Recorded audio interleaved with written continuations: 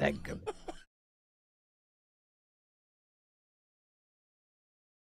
All right. All right. That came through. All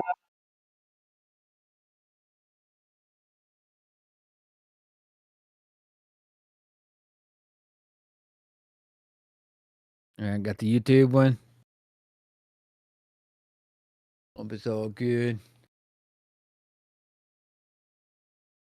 Uh-oh.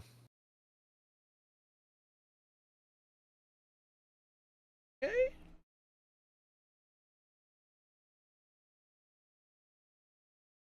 Let's see. I don't have. Huh. Says the restream chat is ready to display messages. Chat is ready to display messages. Chat is ready. But I haven't got a message from you.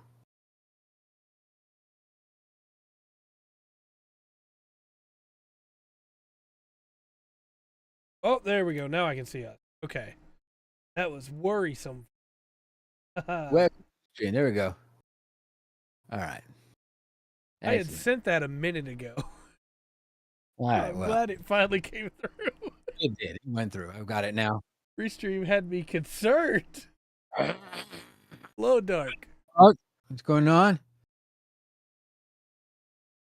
Been wrestling with Gunpla, Aki, huh? What have you been doing? So, as always, I have a pre-show topic. Okay. There was a comment that was made on the FF14 subreddit this week by somebody. Oh no. Well, hopefully, I mean, good that they're going to take care of it for you. Hopefully, it gets better quickly. Yeah. Good luck. So fun. May the Schwartz be with you. Right. Yeah. There was a post made on the FF14 subreddit that was basically like, healers don't need more DPS abilities because healers are supposed to heal. And sure, whatever, I don't disagree with that. But for context, healers in FF14, one of them has 2 attack buttons. That's all they have. Yeah. One of them has 5, which is great. But one of them just has 2. And so what this led to was a big discussion. People got very upset at this person because they want more buttons, you know? And so my question for you is, has there ever been a game where you really liked the idea of a class or a weapon or something like that, but it was just really boring? Because if you're playing that healer, scholar, and everybody's doing great, everybody's, you know, using their mitigations like they're supposed to, they're geared right, you don't have to heal a ton. So you're just pressing those 2 buttons a lot. I guess it's 3 now, but still. Yeah. I don't know. Because it's different. Because it's a video game, so everybody has like the... trying to think of how to explain it. All right, if you're playing at a table with other people, it's nice when, you know, I'm sure it feels cool for the healer to be able to get it. But honestly, a full healing cleric, there's only a couple of things they're doing at the table, right? Yeah. You know, usually it's not swinging unless something's gone wrong. You know, and they have a couple of things, but there's some healing. I don't know. Yeah. It kind of depends on the game. I don't have anything that just stands out to me as, you know, no, it's just it's so boring because it feels that role. I mean, it's like Lotro I don't like Guardian is not as fun for me, but I know some people love it. Right. Up there, you know, that's and that's your your word too. So. You know, do that. But no, I can't think of anything off the top of my head. I think this can very easily fall into the same discussion as like meta too, where some meta builds in games are really boring to play, but they're really effective. Yeah. People play them anyway. Yeah. Can go the other way because of that. And I think what makes it hurt Scholar even more in FF14 is Sage is right there. And Sage gets to do like a dot, and they get a big AoE ability, and they get like all kinds of cool stuff they can do. White Mage can use the Blood Lily Astrologian can hit people with stars, and then Sage is just like, yeah, I give you poison. Yeah. Now on that, because I usually don't like being a healer because you do something. However, when you get somebody in a group that play like D&D, for instance, with Life Cleric, you get somebody that plays the healer, right? Plays it well. That group's gonna be fine. Oh yeah, no, you get a Life Cleric and a fighter together, or a fighter paladin together, and you got a good time right there. That's but I main a healer in 14. That is my main class is Sage, and I love healing in that game because I love that feeling of, hey, the tank's about to die, and I'm the reason the party got to get through that fight, because I kept the tank alive. I kept people that were doing things they shouldn't have been doing alive. But I also have a lot of buttons I get to use as a Sage, Yeah. I get a dash. I get to do big AoE damage, Right. And Sage, like Scholar, just doesn't have that. And so, give him a couple more buttons. It's not going to hurt to give him a couple more buttons. Well, it's weird though. Okay. I want to go to EverQuest. Okay. Cleric and EverQuest, kind of a boring class. Yeah. Right. If you ranked your cleric up, or you leveled your cleric up, go through there, get up level. You will never, if you want to go on a raid, all you got to do is log on. Yeah. That's it. Yeah. Every group wants you. Everybody wants you. The minstrel's kind of like that in Lotro, but there's some cool stuff the minstrel can do on the offensive side anyway. But the cleric, it was kind of a boring class, but if you got up to level, you went on every raid, and everybody wanted you. Yeah. That. So I guess maybe there's a trade-off there in EverQuest. I don't know what would be the same for like Final Fantasy. The way raids are done on some games, you don't necessarily need these 6 individual types of characters in your party. Right. You don't have to set up or whatever.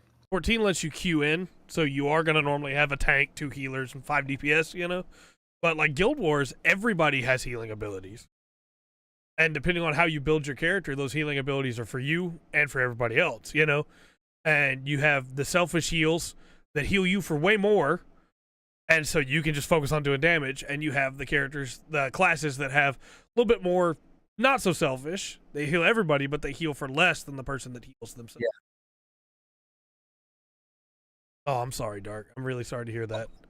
I'm sorry. But to your other point, it seems like weapon type kind of, I don't know. It's still important in some for like tabletop D&D and Pathfinder 2, but like it seems like it was a bigger thing in maybe a couple earlier editions. Yeah, it still matters in CRPGs like Divinity, Baldur's Gate, Pillars of Eternity, where things have resistances that you have to deal with. But in most video games now, hey, it's resistant to slashing. Well, then just get stronger and hit it harder, Right. Okay. Hit it twice instead of once. Yeah. Well, if I'm fast enough. Right. All right. But I think we got to the core of that idea there of, healing can be boring, but it doesn't necessarily have to be. Yeah. All right. Let's get into it. We got to change this part first. Hello and welcome to another exciting episode of the Full Spectrum Podcast. My name is Trey. I am Rungren. We got some stuff to talk about tonight. I'm really stoked for tonight. We got some cool stuff to go over. I think there are ways to make it less boring. I think that having like a war cleric is a lot of fun to play, and they can still heal people, or in video games, if you have there is a character in Xenoblade 1 that is a healer that uses a sniper rifle, and they are super boring to play. But there's a character in Xenoblade 1 that is a mage that can also use healing magic. They're really fun to play. Yeah. Yeah. Yeah.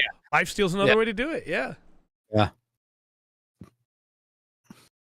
Do we have a pop quiz today? And does it have to do with healing?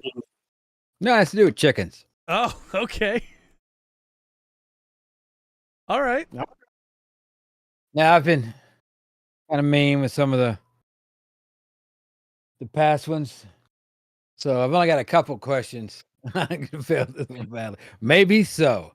Maybe so. Though the first one is a true or false question. Okay. Colonel Sanders, the founder of Kentucky Fried Chicken, was born in Indiana.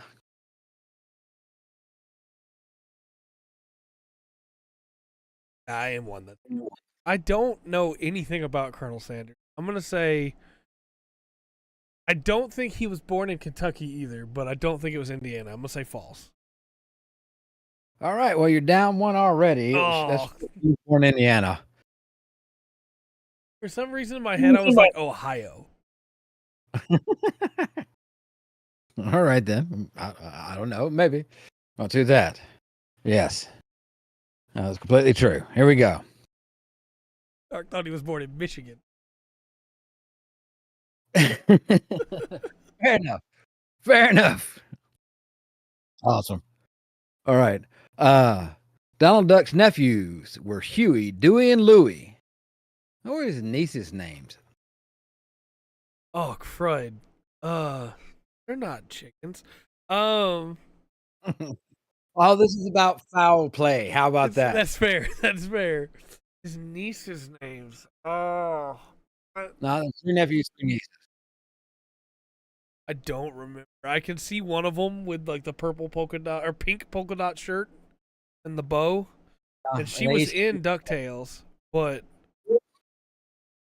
not I'm turned away from chat. Yes, had three nieces. Becky,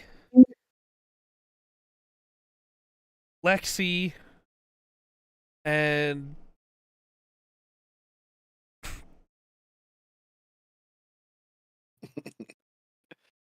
Wesley? Okay, it's April, May, June. April, May, June. Okay, that makes sense. Also, high faith. Yeah.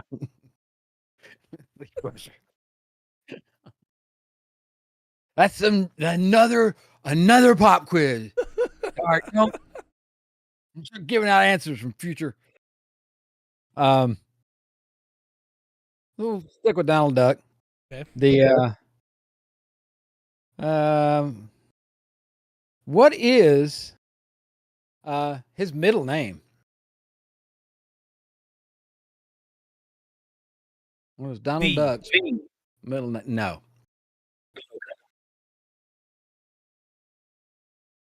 Worth a shot. Yeah, well, nice try. It's actually Fauntleroy. Oh. Donald Fauntleroy Duck. I do love that name. All right. I do. Okay. Linock's a great movie. All right. Stella is. Thought you'd have time to get ice cream. So, what is a group of geese called? A gander. What? Gander. A group of geese. Oh, a group of geese. Sorry. Sorry. A group of geese. A group of geese is called a flock? No. No. A group of geese is called a gaggle. Okay. I thought you said a male goose at first. I'm sorry. Or a male geese called. Okay. Yeah. Gaggle. Yeah. I have two geese here at the house. Yeah. Yes. Obviously, you don't give a crap about them. If I had one more, then I would have known the answer. That's true. I guess so. A gaggle of goss. Right on. A migraine of toddlers. Also, just to clarify, I did not purchase those two geese. I don't want those two geese. Their owner won't come get them. They won't leave. I'm sorry. They hate me. All right. Gaggle of goss. Yeah. All right. So Benjamin Franklin proposed that this bird be the symbol of the United States rather than the bald eagle. The turkey. That is correct, sir. Yeah, I knew this one. That is correct. Yes. You have a peacock that way sometimes. That's fair. Yeah. Yes. It's true. Gobble gobble. Turkish. Very good. Very good. I think everybody kind of knew that one. That was kind of like, yeah. Look, Yeah. if you lived here more than 2 years, you've heard it. Okay. We're gonna be talking about turkey again Yeah. Thursday. Oh, fair enough. All right. What is the name of the rooster that appeared on the Kellogg's Cornflakes box? On the Kellogg's cornflakes box. Yeah. I realize you may not be old enough. Rooster Cogburn. No, very close. Very close. Very close. No, that is yes, it had a name. It is Cornelius. Okay. If you Dark, if you just went, oh, then I understand. Cornelius. I thought for a second we were gonna be talking about Foghorn Leghorn. I say there. What do you think you're doing? All right, here's a simple one. Number 7. Can a chicken fly? Is that a simple one though? Because yes is the answer, but also not far. That is the exact answer. The answer is yes. A chicken can fly. According to, I had to get this in this. Yeah. According to the ICFA, the International Chicken Flying Association, Yep. the record is 542 feet 9 inches. Guinness, based on their records, they have the record at 301.5 feet. Yeah. Also, the longest time in air, 13 seconds. Yeah. Yeah. I'll do that. It is really fun to watch them try and fly. Right. All right. Jump flats. Yeah, but fair enough. Yeah. Yes. Jump flats. Which egg would spin better, a hard cooked or raw one?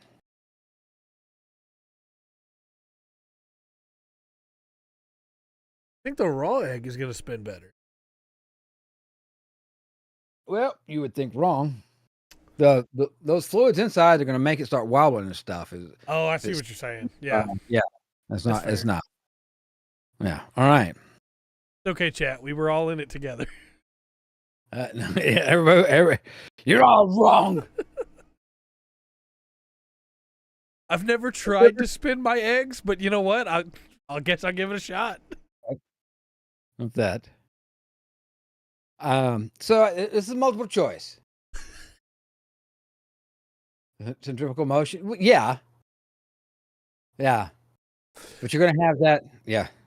If you spin it fast enough, a raw one, when you crack it open, you've already got scrambled eggs. Yeah. There you go. So, multiple choice question. Okay. All right. I won't do that. That'd be a very hard spin. Still going to be off center a little bit, I think, just because of the shape of the egg. But I don't know. Maybe we'll have to do a whole thing. We're going to write people, get congressmen involved. Get this answered. Be good. I have to go cook an egg. Try to spin them now. The flaps of flesh that dangle under a chicken's chin are called A, wattles, B, jangles, C, tittles, or D, vittles. It's a waddle. It is a waddle. Yes, that is correct, sir.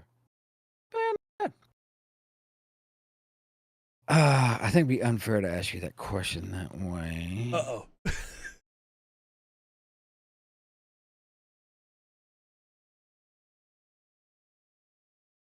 Okay.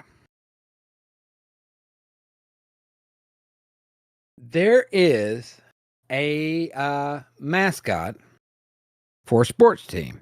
Okay. And it is a guy, he dressed up as a chicken. For a sports team. And became so influential that's kind of the reason you see mascots at professional sports team games now. Okay.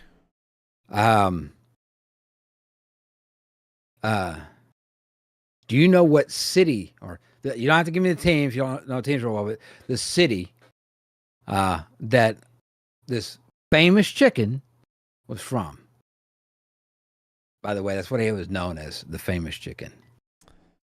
I'd I'd be willing to bet you've seen this mascot. think so.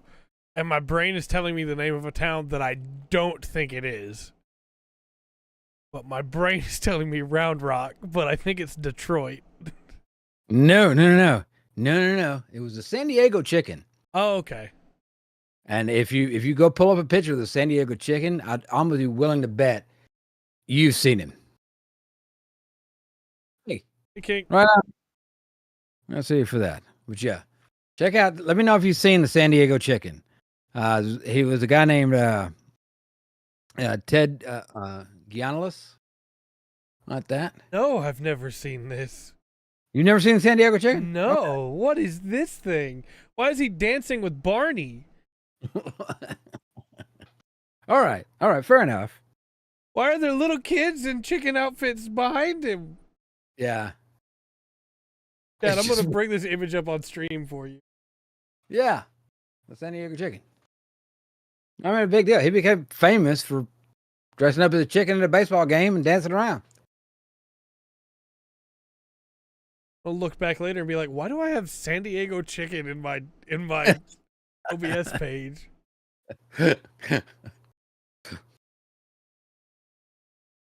That's him. I bet it does, King. I bet it does. I worked for a grocery store for a very short amount of time, and it was not fun. Yeah.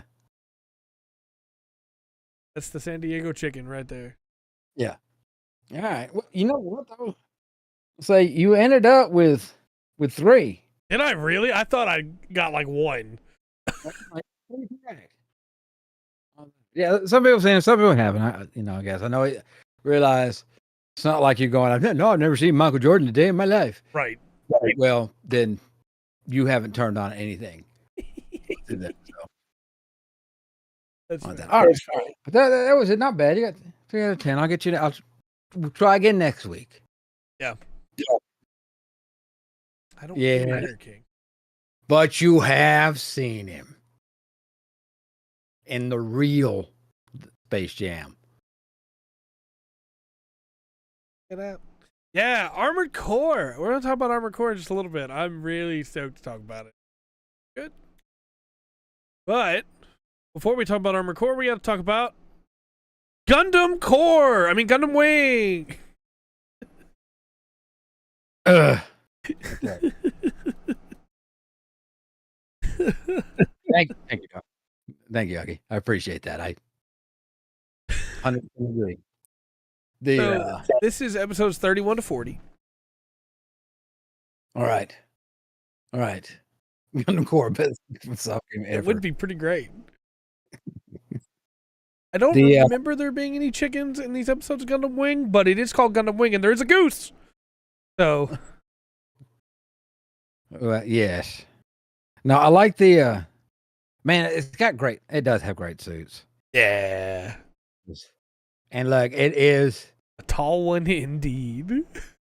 you see a tall one. Yes, That's true. It's a geese. It's tall geese. I like how you have the. I like the other names of this guy because you have the tall geese, which sure, that's kind of a funny name. Great suit, but all right, cool. And then you have the Wing 01, right? Yeah. Right, and heavy arms, and then you just have a suit that's basically named Satan. Yeah. Yep. Well, all these suits is cool. Try to think. It's like, what'd you name your suit? Satan. Yep. No. It's devil. I mean, to King's point, they have mobile suits called Cancer in this one, so. Yeah, that's true. Oh, very cool. Very cool. Excited to see that one in kit form. The Epion looks cool though. I don't take him with that. Yeah. I know why it's called that. It doesn't change the fact it's still called that. And the Leos are, Leo's a lion. Yeah. Come join us. Don't disappoint us. Doggies It does a lot, actually. With the introduction of the mobile dolls, I thought we were going to have less death in the series. No, there's still just as much.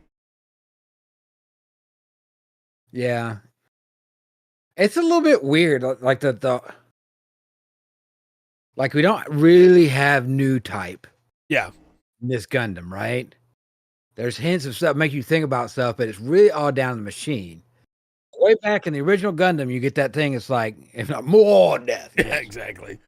The you have to talk about, the Gundam will learn and make the pilot better. And it seems like they've kind of expanded on it. This one up to the point of detriment in a way. Yeah, with the Zero system.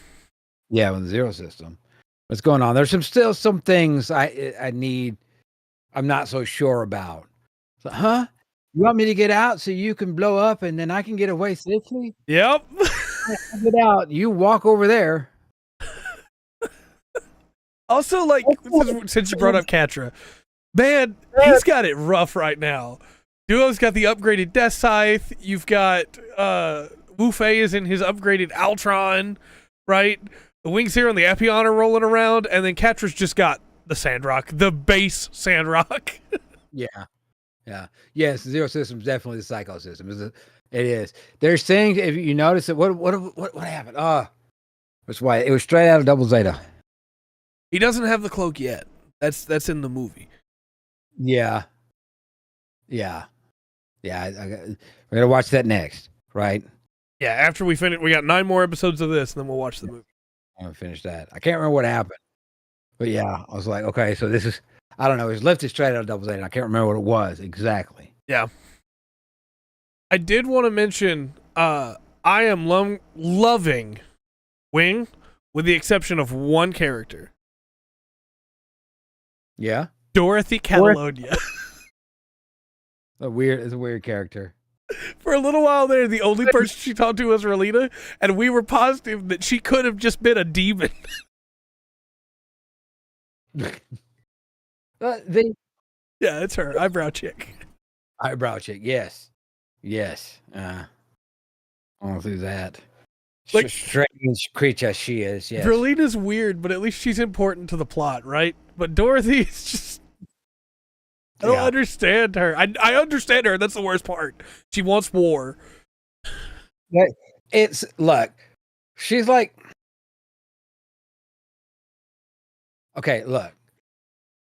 I mean, upset, but Dorothy is like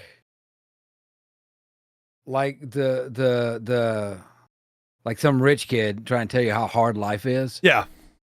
Okay, that's how much stock I have in it's like, you don't know. Yeah, you don't. I have no idea how your life went. You have no idea how mine went. Just right? No, that's kind of cool.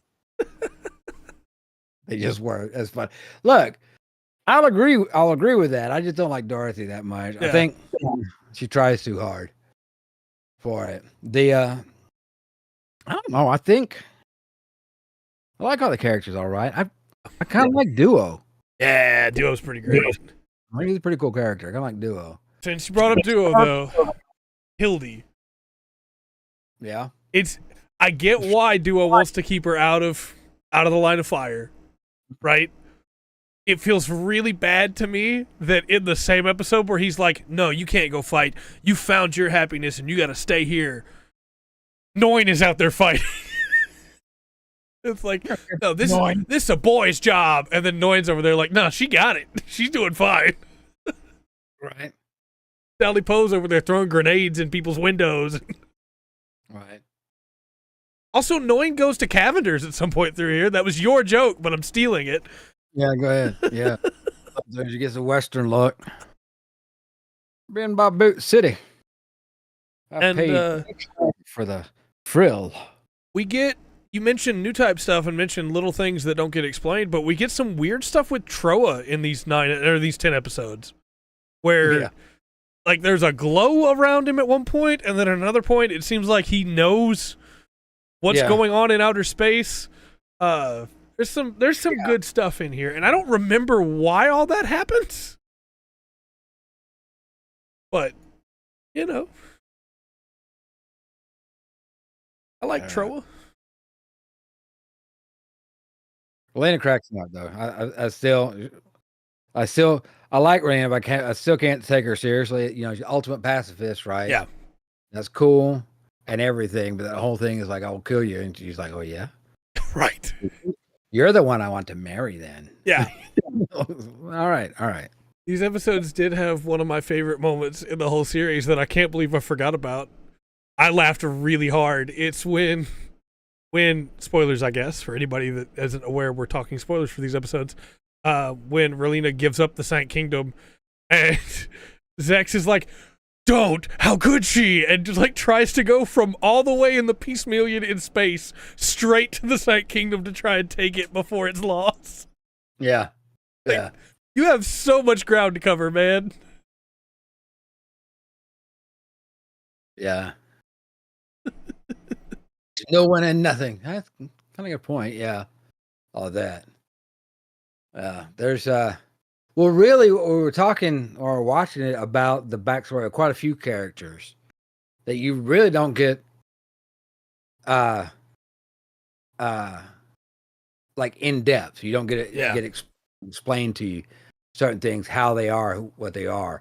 As far as the Gundam pilots, as far as the show goes, they might as well have been built by the scientists who built the Gundam. You know? Yeah, they haven't got into any of Catra's backstory or why his family's so important. Wu Fei. Wu Fei, yeah. On that. So they haven't explained Duo's outfit. And I remember reading the manga and the novel way back when and getting like why Duo wears that outfit, and they just haven't explained it at all. Yeah. And yeah, that's a good point. Rungren hasn't seen Votomes, but Votomes hit it big at the like right. What year was Votomes? Let me pull it up, double check. But Votomes' main character, Kiriko Kuvi, is a complete like soldier suffering PTSD. Doesn't talk to people, doesn't interact with people, just does his job. Well, yeah. I mean, that kind of. I can go back to Natty Bumpo type thing with that, you know. 83 and 84. And that was also made by Sunrise. There you go. Yeah. Emotional. I do love it when Hiroyui tries to blend in with anybody he's with, and he's just it's just so obviously not who he's pretending to be. Yeah. Emotional damage indeed. Love Kiriko Kuvi. We shall see. No, I like Gundam Wing a lot more than I thought I would on this rewatch because I haven't seen it again since the first time I watched it.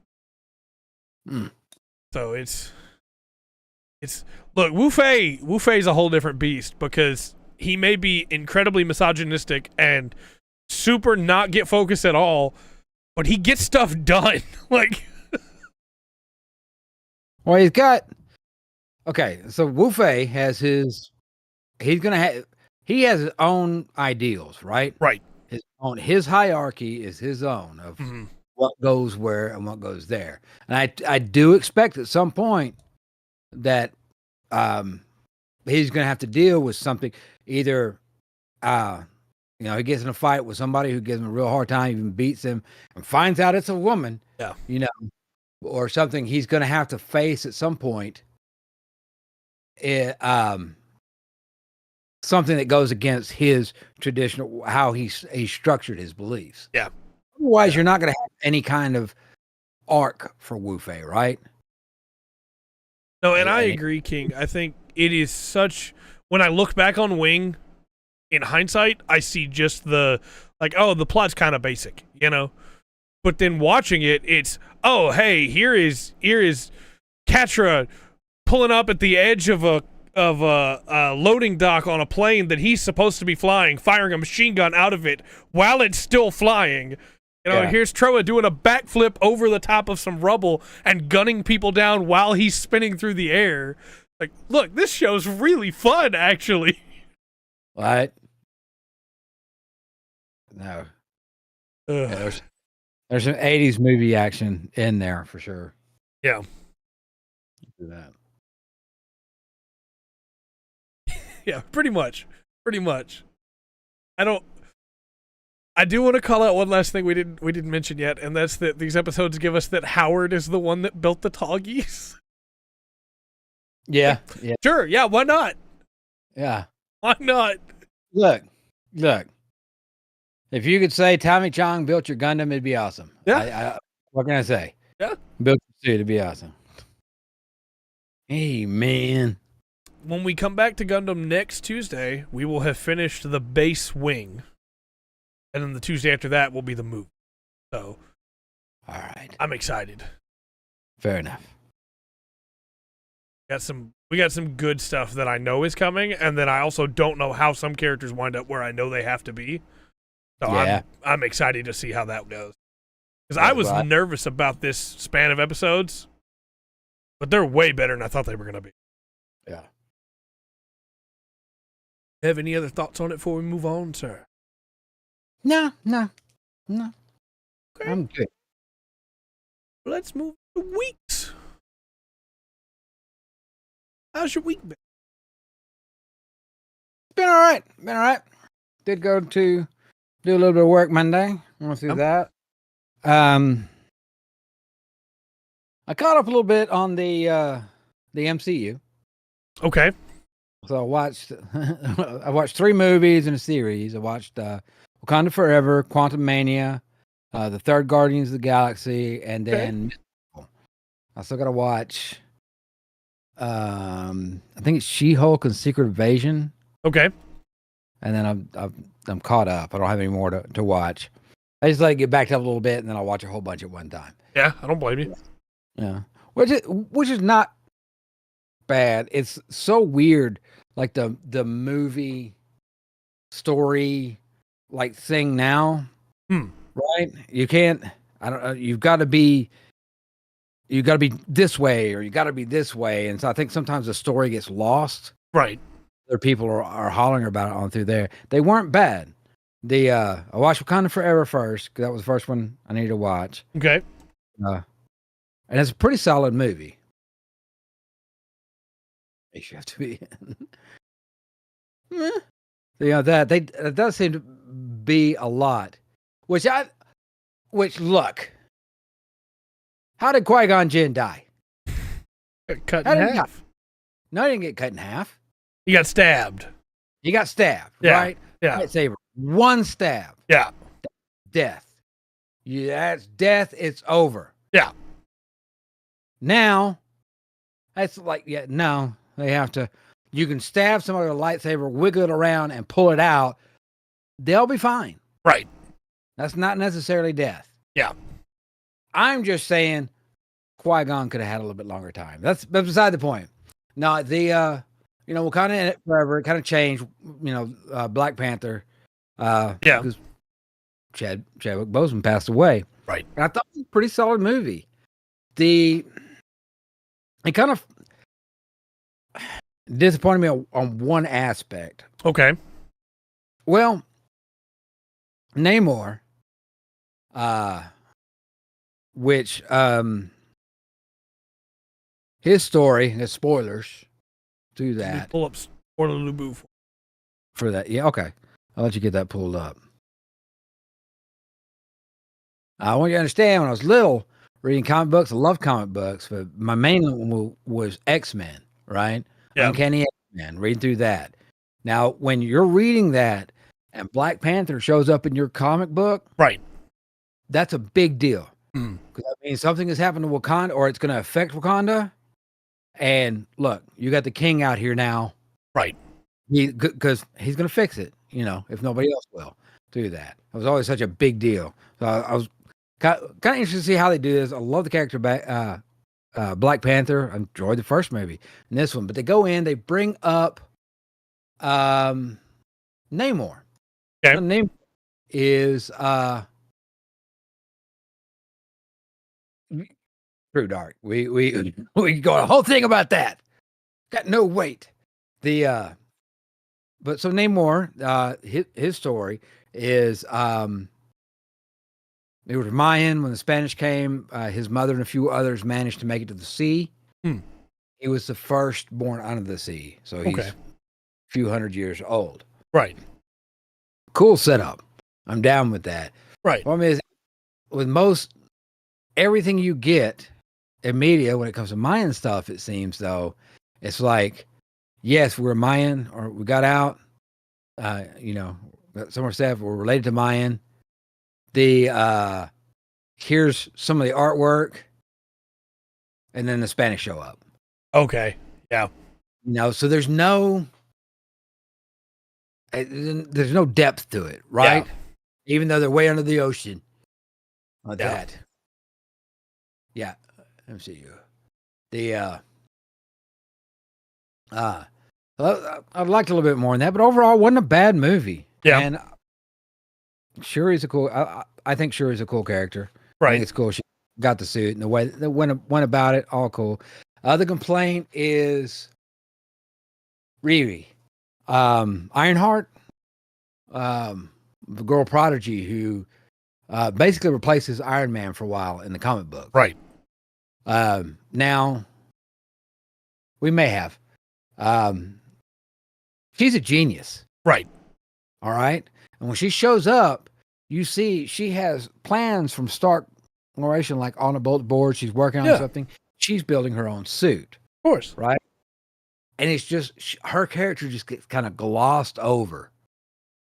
It's like what she can do with the suit. She does some cool stuff. She helps the fight, but she just kind of glossed over. I mean, look, you got this teenage kid, right? Right. Building a suit who has plans and stuff, blueprints from Tony Stark. Yeah. Right? That could be explored a little bit more. Yeah. So it's kind of like any issue of comics where Reed Richards is there, but he's not the focus, and they don't go to him to ask him questions, or they don't say, "Hey, Reed, what do you think about this?" Into Iron Spider-Man. Fair enough. To build an Iron Man suit, you got to be pretty smart. Yeah. Do that. But overall, it was pretty good. It wasn't obviously wasn't the greatest in the MCU, I don't think, but it's actually pretty solid. And I'm kind of on the fence. Chadwick Boseman wanted Black Panther to become a recurring role. Right. Right? Like a James Bond. Like you can have people play James Bond. And he saw that as he was the first. He wanted to be the first in that line. Right. And maybe they'll do that later on, but they really didn't go into that in this movie.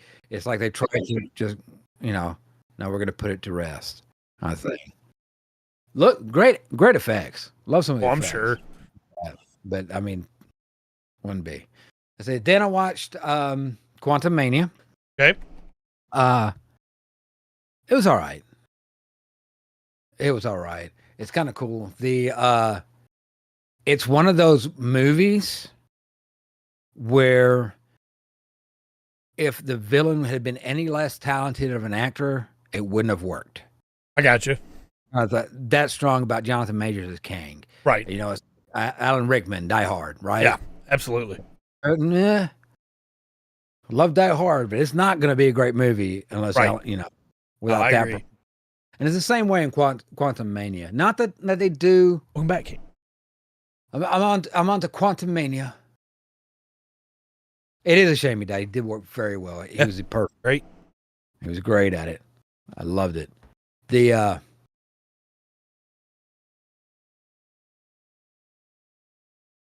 Happens too much. Yeah, often. I could. Yeah, I couldn't. There's no way I could argue against that. Right. Because the argument against that is no, they're really that bad at writing. Yeah, no, that's fair. It's not. It could have been such a stronger movie. I think you have a great cast. The world, the quantum world, is very imaginative. Yeah. And some of the like the creatures and landscapes and stuff were really well done.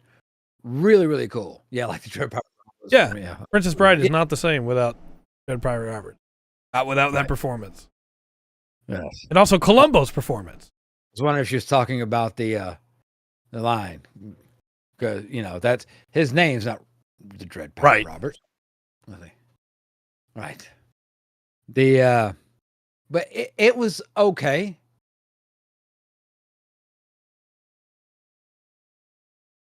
Yeah. And there's one other character that I'm kind of glad. I think it's kind of funny the way they did it, but also on the same time, it's like one of those things where it's like, yeah, you kind of cut him short. And that was MODOK, Okay. which is Darren for that. They really kind of make him a joke. Yeah, I don't doubt that. Possibly. And I know it's goofy looking, but MODOK's not a pushover. No, he never was a joke. And they've been doing that in the video games for a little while, and it's it takes, multiple superheroes to take him down. Yeah.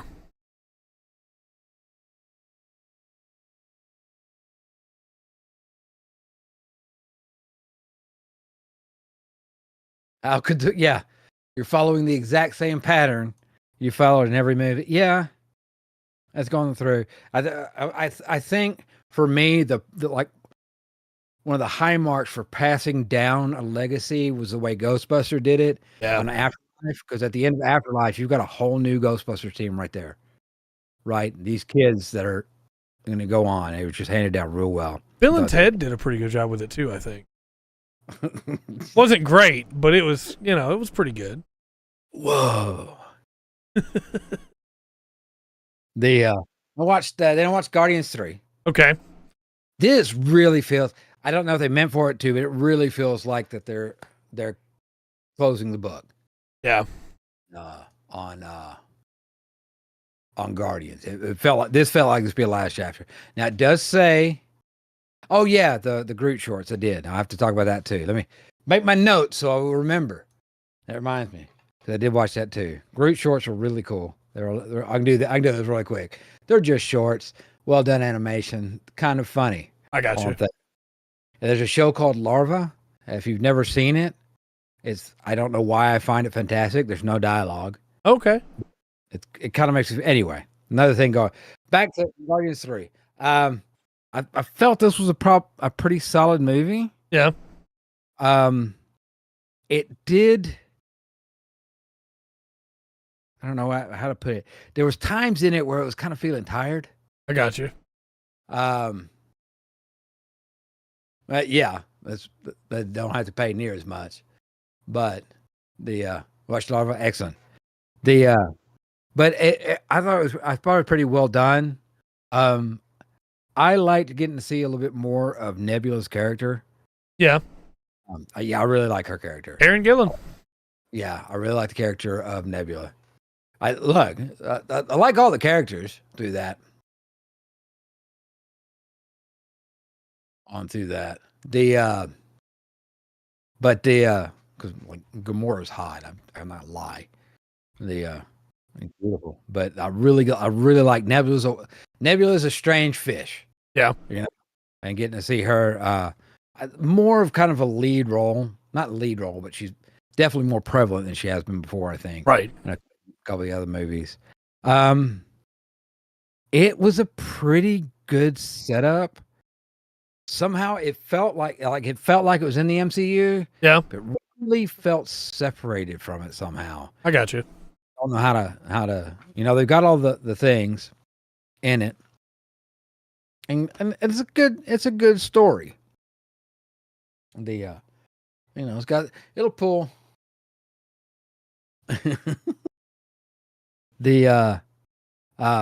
some hard. Some of the testing they did on the animals and the labs and all that, and it sets up.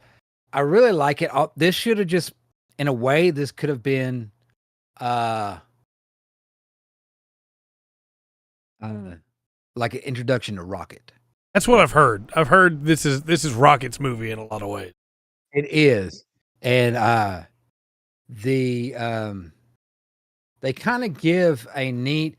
I was kind of worried about what they were doing with Gamora. It's like, okay, this isn't the Gamora from your timeline, but Peter Quill's still in love with Gamora, and she had no idea. He didn't stand him and everything. But that cold Thanos daughter, Gamora, watching this team come around, the squirrel. Right. And kind of added a little layer to it. It was pretty good. Okay. It was pretty good on that. So because they've been split off back into just Guardians. That does have something to do with it, but it felt like, I don't know. It felt like one extra step from that. Maybe that was just me, like expecting. That first movie is still absolutely incredible. Yeah. I'm looking forward to seeing the third one. Yeah, it's good. Worth watching. And then I watched Miss Marvel. Okay. That was a fun series. I like that quite a bit. Now, yeah, wouldn't recommend that though. Right. Now she gets in all the advertisements and everything, that she's a Muslim superhero, right? And on top of that, she's a Pakistani, right? Superhero. So yeah, she's Muslim, but she's from northeast up there above India thing. And they had they got me because I wanted a little bit more historical. Like I was talking about the Mayans a while ago. Yeah. The reason why there's Pakistan and some of the things that happened. Right. Really gloss over that because Pakistan's not been around for hundreds and hundreds of years. Right. Country of Pakistan, right? Dark, the reason you're not really interested in Miss Marvel is because she's too young for you. Fair enough. On through that. But it was a good show. It was pretty decent. Do that. And they had some discussions and they put up some other historical stuff. Yeah. And but never would never go deep into it. But I think there could have been some discussion there. Yeah. Yeah. Sure. Yeah, I don't know if she'll be in any more movies. Well, she's supposed to be in the third one, right? Or the next Captain Marvel? Yeah. Well, that's one thing. So watch all that. Caught up on the MCU pretty much on that. I got a couple more things to watch. I don't. Well, Captain Marvel ever. Sorry, dark. Sorry. I'm gonna watch She-Hulk. I'm not really too excited about it. Well, when you get told enough that, hey, this show's not for you. Yeah. I want to believe you. Right. Now, like the first Captain Marvel, right? Yeah. Yeah, and I went into it going, okay, this movie's not made for me. Right. But then, she crashed into a blockbuster, and I was like, well, maybe. Sort of is. Maybe a little bit. Okay. I thought that one was good, so I don't know. Yeah. I'm gonna fall off and everything. It's okay. I look forward to. I'll keep watching their stuff as I can. Not that. What we got here? Berger and I have very different opinions about Captain Marvel, the movie. I don't like it really at all, and he does. Yeah. No. I think I do think I'm not a fan of Brie Larson. Right. The movie as a whole, it's a comic book movie, is what I'm basing it on through that. Yeah. No, there's some. Not often you're on the receiving end of it, huh, buddy? Well, I like it because, I was a young adult. Yeah. Then, at that time that takes place. Yeah. And watching it, I didn't watch it in the theater. I watched it chronological order, right? So when Captain America, the first Avenger, that'd be the first one, to this one. Right. To that one. And then, I can't think what comes in that. But somehow it seemed to fit in the first three movies. Well, it doesn't feel like she comes out of nowhere, like she technically did when you view it. Yeah. Yeah. There's I think they could have presented her better. For sure. Won't do that. But they do that to characters, right? Yep. There's when characters sometimes go to screen. The most egregious one I've got is the Poison Ivy in that dang high school one. Yep. They made her stunts in an airhead. Yep. Like, no. That is true, Remus. She's a freaking genius. She's psycho. A genius. Do that. I don't know. They've done that with a few different characters. Well, as you just said, they did that with MODOK, right? They just, Yeah. hey, here he is. He's a pushover. He's nothing, you know. Yeah. You just kind of make fun of it. Kind of fun with the character. Do that. But it is what it is. Yep. Do anything. So that's the way I am when we look at Gundam series and the novel edit, like the novel versions, and then the anime adaptations. And I'm like, yeah, you know, this is good, but I had this. Yeah, Bane's a genius. Yeah. He's not as smart as Batman, right? But he's pretty smart as far as I understand it. Not just a big tough guy. Yeah, no, we could get into. I knew. Well, apparently you're not. The I knew what you were saying. But he's not in his big form. Look, I mean, I would watch it. Sure. Yeah, of course you would. Of course you would.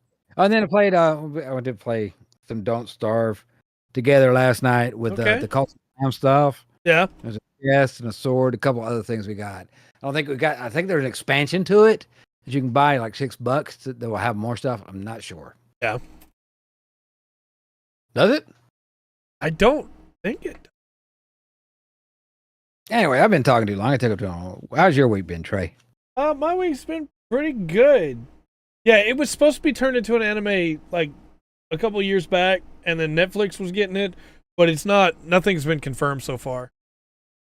But originally, there was a lot of talk about it coming as an anime. Netflix kind of dropped the ball on it. As far as we know, they could be working on it completely silently, but there was another company supposed to have been doing it years ago, and the One Piece is supposed to be the greatest live adaptation ever done. Yeah, I'm excited to watch it. Honestly, I'm gonna give it a try. Like you're not greenlighting that many episodes. But you asked about my week. Yes. My week's been pretty good. I'll start off with Guild Wars 2. The new daily system has been rough, but the rewards from it are great, and I'm 3/4 of a way to a legendary because of that. They're working out some of the kinks. We'll talk about that in a little bit. But once they get done updating everything, it's going to be wonderful. I almost have my legendary hammer, and I can't wait for it. It's pretty good.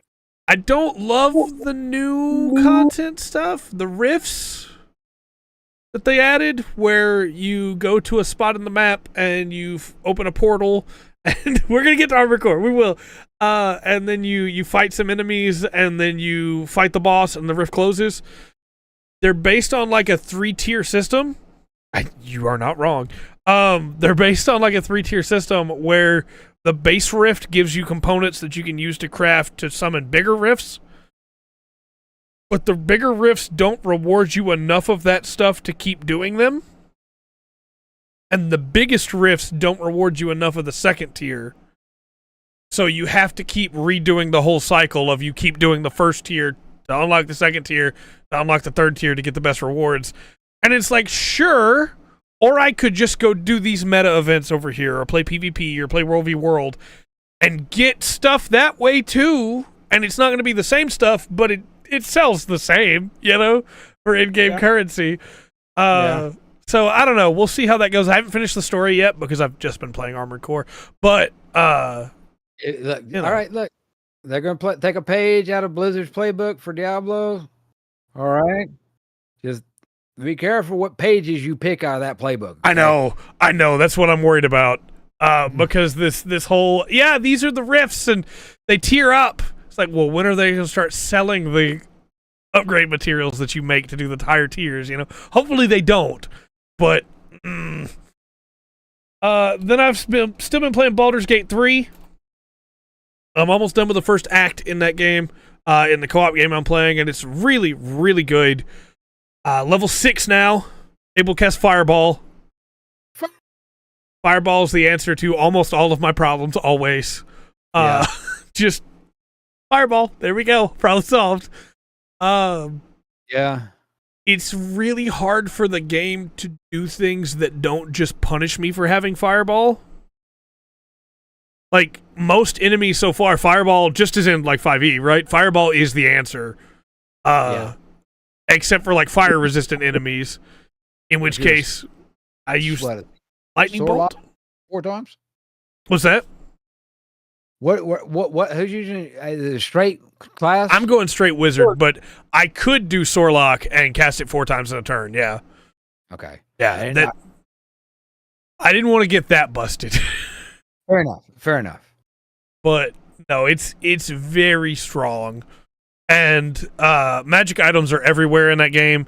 So I currently have a build where I generate lightning charges when I cast magic, and those lightning charges heal me for every one I get, and I can explode with lightning charges to do extra damage. And so my fireball also does like a d8 of lightning damage, which is pretty good.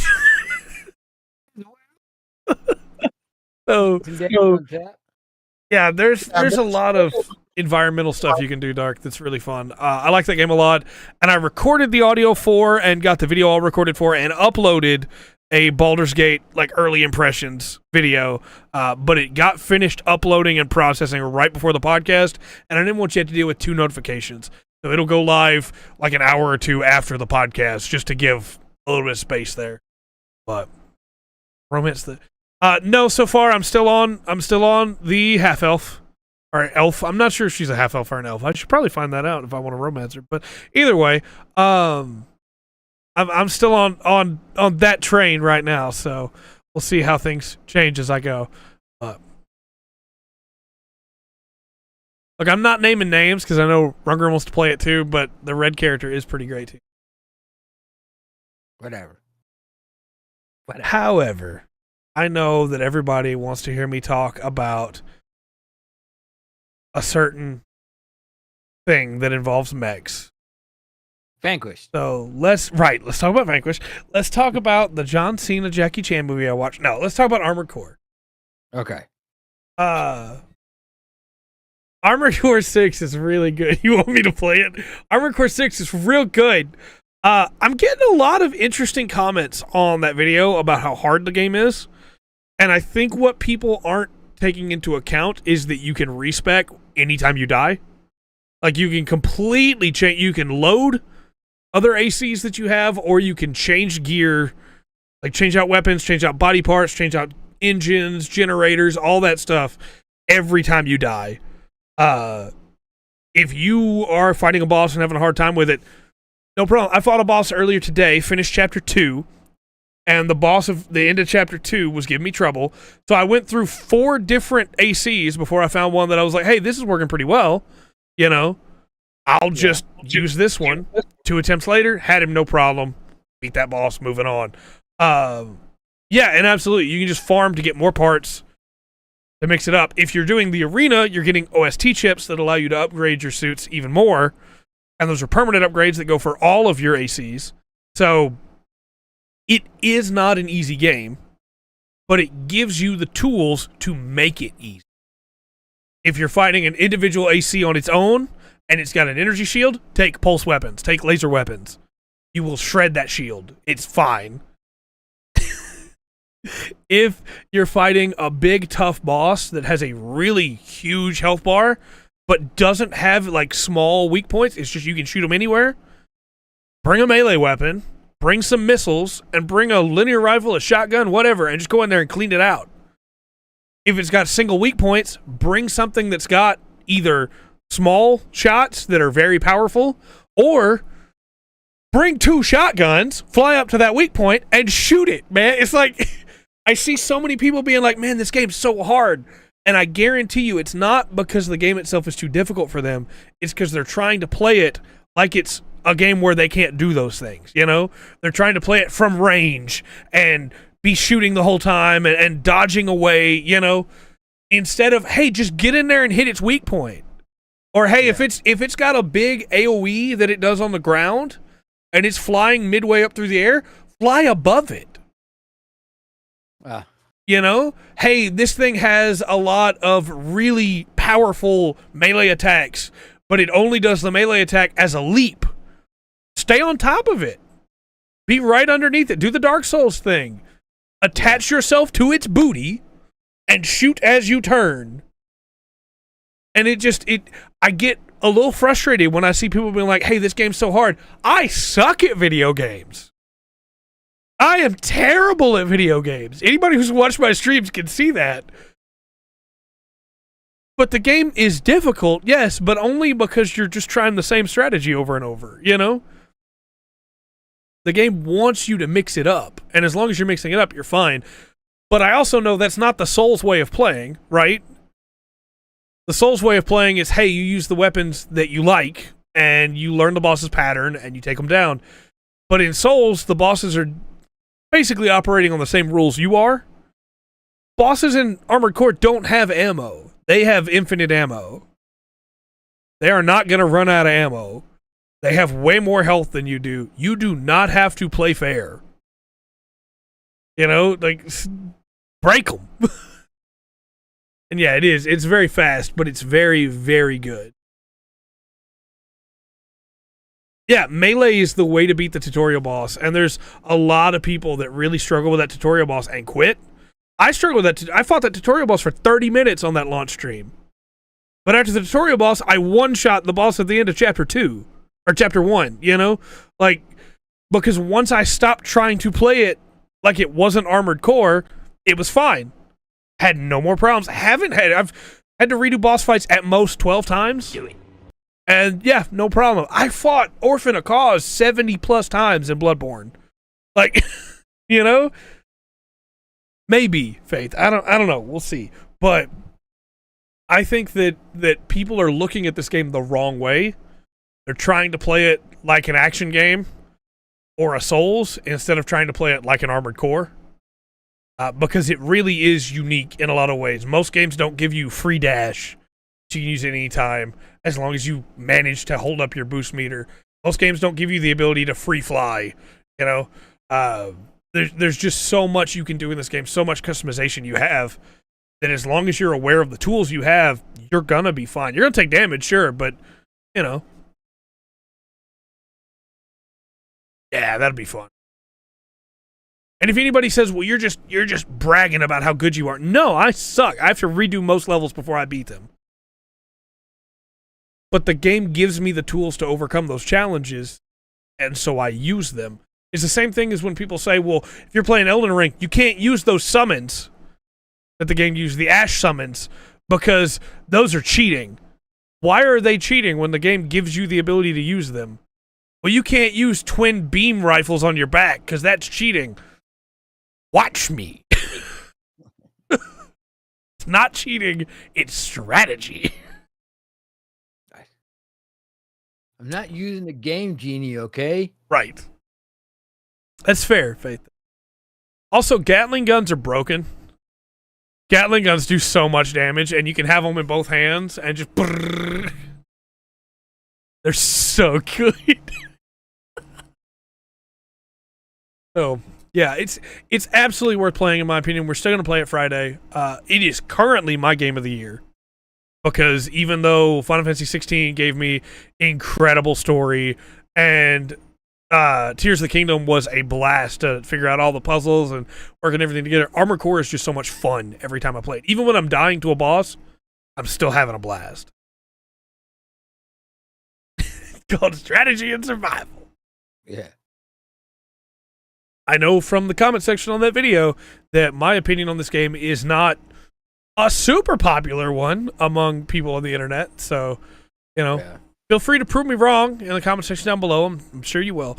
But I think it's a really good game. I think it's really fun. All right. Anyway, All right. I'll get off my soapbox now. Look, I love that we get comments, but the number of comments that have told me how stupid I am for liking the game is like, okay, I get it. It's difficult. Starfield, Cody. What are you talking about? Yeah, it's not even out yet. Yeah. How you did it and died? Yeah. That's pretty good. All right. We'll move into reviews then. Hey, look, I've done some amazing things while nobody's watching. That's right. Right. So we're starting off tonight with Ride 5. Yeah. So this is a motorcycle racing game. Motorcycle. Steam says, rev up your engine and get ready to hit the track with Ride 5, an adrenaline-filled gaming experience that is so authentic, it'll make you feel like you're truly racing at breakneck speed. Look, F-Zero did that for me. I don't know what you're talking about. F-Zero had a killer soundtrack, too. Loved F-Zero. 82. I'm gonna go play some Armored Core to the F-Zero soundtrack after this. There you go. The score is 78. Oh, Remus! Remote's got it. Nice. Ice cream. Congratulations, Remus, getting on the Ice Cream Wall of Fame.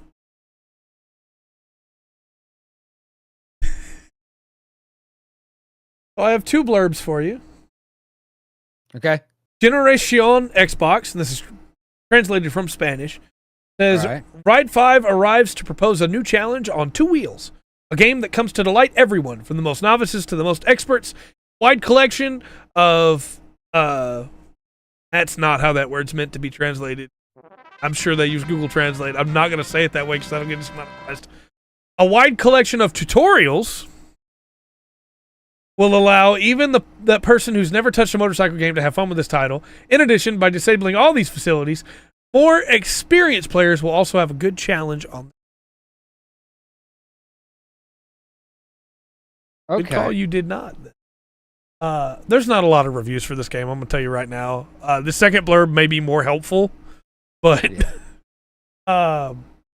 Gaming Bolt says motorbike racing fans will no doubt enjoy the bulk of what Ride 5 offers. It's an improvement visually with excellent haptic feedback for PS5 players and quality racing simulations. However, it may be a bit harder to convince newcomers or players content with Ride 4 to spend their hard-earned dollars on Ride 5 without a more expansive or engaging career mode. Ride 5 lacks the push in great modern sports games to create more value for the fans behind simply simulating the sport. All right. That's enough. I got it. 74. Okay. 4. 17 critics. Chat. 82 from Faith. You know, it's kind of strange. It seems to me like this form of game, these racing games, are going to eventually be gone because they're going to be in other games. Yeah. Like, you want a racing game, you get on your character, walk over there, and you can do all the or whatever. You are probably right. Not right now, but I think it's going to happen as gaming grows the way it's growing. 82 is 75 or 74? Answer is 71%. Fine. 71. Next up, we have Sea of Stars. This is a really cool game that I got to play the demo of beforehand. It is up on both Game Pass and various stores. I think it's on sale right now on Steam for like $31. A really cool little RPG that a lot of people are saying belongs up there with some of the greats like Chrono Trigger. Are those people shills? Are they right? Are they wrong? I don't know, but it's my job to give you the details. So, fair enough. Man, we got some good tight scores in here. I'm gonna go 87. I'm gonna try to be nice. oh, There's so much sci-fi stuff right now. yeah. This is a fantasy world with some science fiction elements. Right.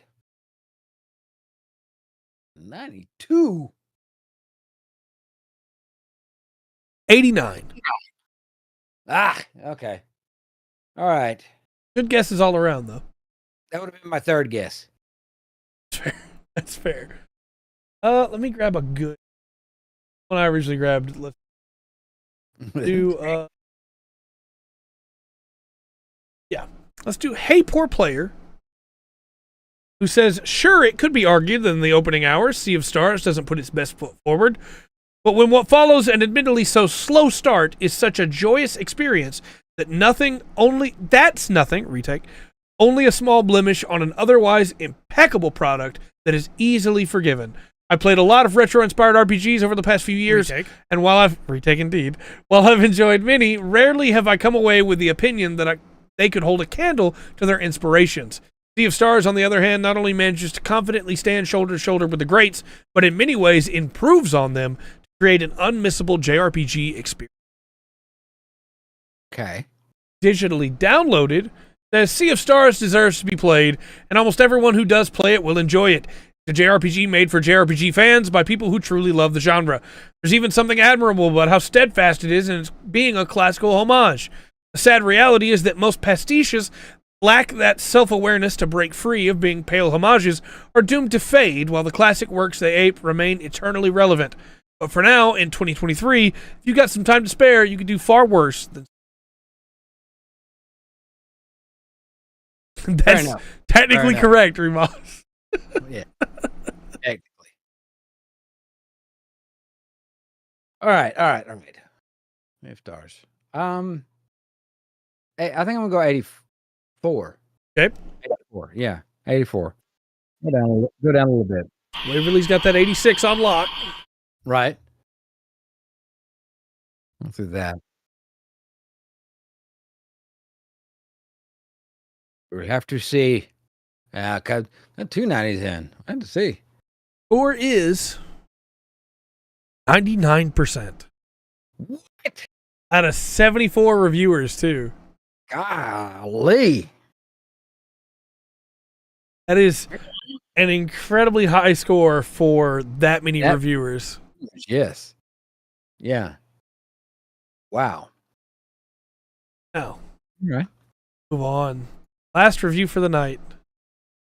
Armored Core 6. Fires of Rubicon. 12. Oof. I'm excited to play it, Remoth. It's on Game Pass, so play it for free. Well, you know what? I'm 92. 92. Okay.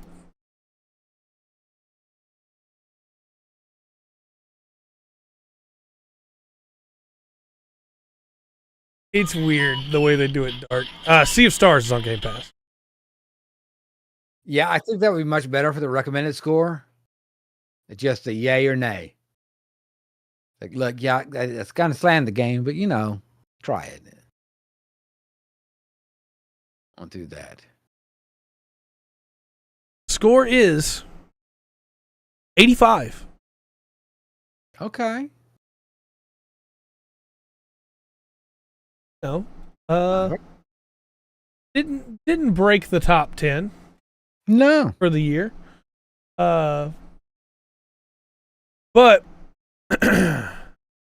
it's true. Very much dancing around it. Yes.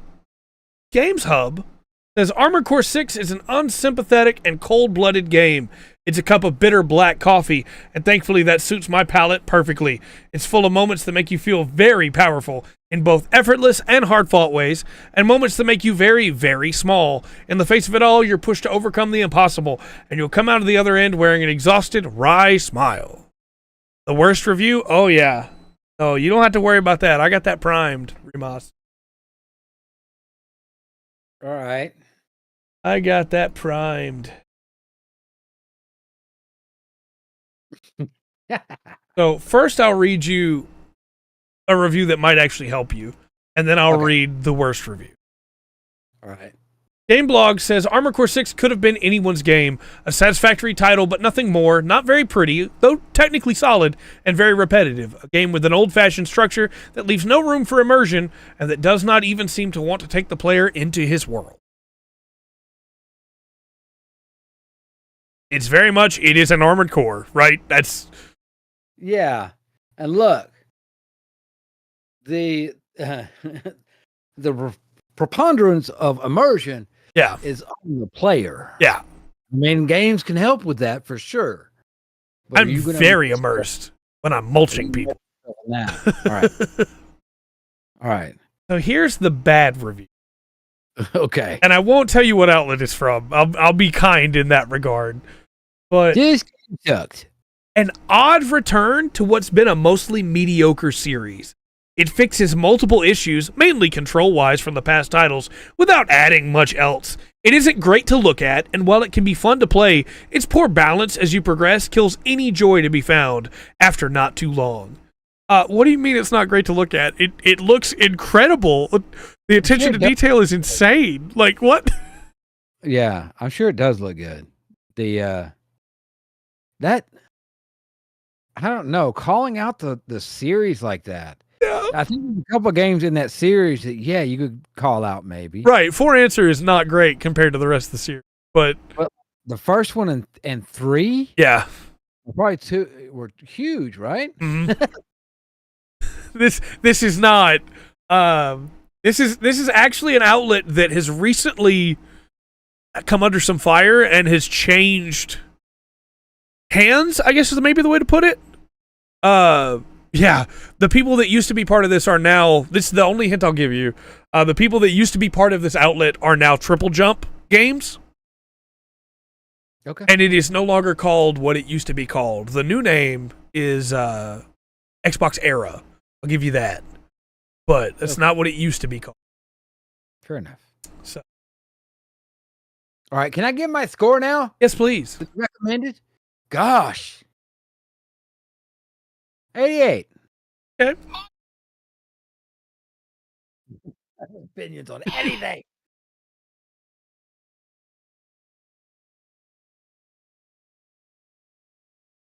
Got 87 in there. The score is Nice. 91%. It's not bad. They dragged it down, but it's fine. Yeah. Fine, I'm not salty. So we'll move on with just Remus on the board. Fine. Into Ice cream for the week. announcement. This one's kind of just a hey, it's happening, like most of the announcements that we do, but this one's a strange choice. Yeah. There is going to be an in-depth look at Super Mario Bros. Wonder. Sorry. Thank you. August 31st at 7 a.m. So, if you're curious about the new Super Mario 2D side-scroller, get 15 minutes about it, 7 a.m. on the 31st. Okay. Then we have Front Mission 2 remake has got a release date finally. Sickness must be purged. Sickness must be purged, indeed. I'm excited for Front Mission 2, but it's not something that like I'm gonna jump for, right away. I've got Armored Core. I'm gonna be busy, but it's coming out October 5th. You've been looking forward to that one, which I have, but October 5th is when it's all right. very, very good game. Then we have one that we'll talk a little bit more about Thursday, but I wanted to mention it here, which is the Magnus Archives TTRPG. So they announced a TTRPG for the Magnus Archives. They're doing a Kickstarter for it right now. Their backer kit. And it's already met its goals, so don't feel like I'm trying to say, hey, go back this or anything. It's already paid for. It's going to be fine. But I'm very excited for this. Trying to secure a role-playing game guide from it so that we can talk about it on a Thursday podcast at some point. I love Magnus Archives, and so I am so stoked for the TTRPG. I tried to pull hey, we did reviews on the Magnus Archives, and we have a TTRPG podcast. You could... No, it didn't work. But, I had to try. Yes. So, I'm stoked for that. But it's still getting backed right now, so there will be more information as it goes, as they reveal stretch goals and things like that, I'm sure. And then the last announcement that I had is Guild Wars 2 is changing their dailies a little bit. And what this is going to be is when they changed the dailies for the new expansion, Secrets of the Obscure, they made it where instead of having 12 missions you could do, but you only got credit for 4 of them, they made it where you only get 4 missions, and you have to do those 4. People didn't like that. They're going to bring it up to 5 to start with on September 12th, and they're going to continue to reevaluate as they go. They don't want to make dailies something people can get done in 15 minutes, which is how it was before. Yeah. But they also don't want dailies to be something that takes multiple hours to do, because then you're doing those instead of doing other content in the game, right? So they're trying to find that good middle ground there.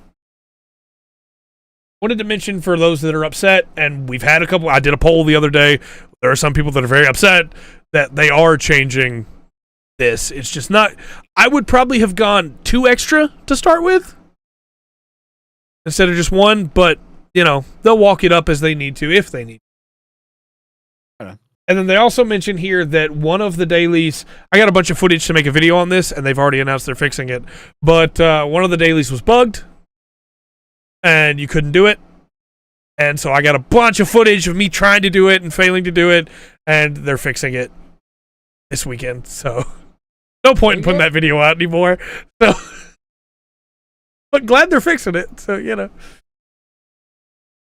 But yeah, that's the announcements for the week. So we'll move into news. All right. Yeah, a lot of people probably just won't do dailies for now until they get this fixed. Whereas before, people were doing dailies and getting a bunch of free gold that probably needed to take a little bit longer than what it was taking. But I also don't blame people for being like, yeah, I just want to get my dailies done so I can go do other stuff. Baldur's Gate 3 has a big new patch coming right around the corner. They've already announced this is the second major patch since the game's launch, and it'll have a couple bug fixes, as well as incorporating feedback that they got into character epilogues when you finish their stories, and some other major things they don't want to spoil in here. My main hope here is they fix a couple of the quest lines are bugged. If you make the wrong choice, you just don't get an ending. And I feel like that's probably what they're fixing. Hope so. But there's a couple little things that need to be touched up on. Hopefully they'll. Really all we know about that one so far. Then, news. Immortals of Avium came out. And it's struggling. So, when I tell you that Immortals of Avium is not having a great launch, when we check the Steam database for who's playing right now, it just came out last week, and there's 208 people playing right now. Yeah. Yeah. The all-time peak was a week ago at 751 people playing on Steam. Whoever put the marketing and release date together for this game is either ignorant at their job, and look, I don't think ignorant is a bad word. Okay. Either ignorant at their job, or is so egotistical that they just thought it was going to, change the world. Yeah. It really feels like they sent it out to die.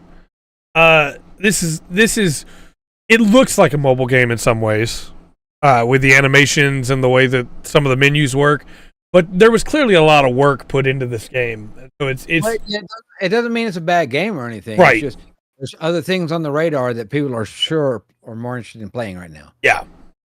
So, unfortunately, it's got like some really cool ideas of the way that magic works and things, and it's got a lot of ads behind it. It's being pushed all over like social media, but it got sent out to die. Like it was the worst possible launch time for it. Baldur's Gate and Armored Core, and you put it out in between both. Yeah.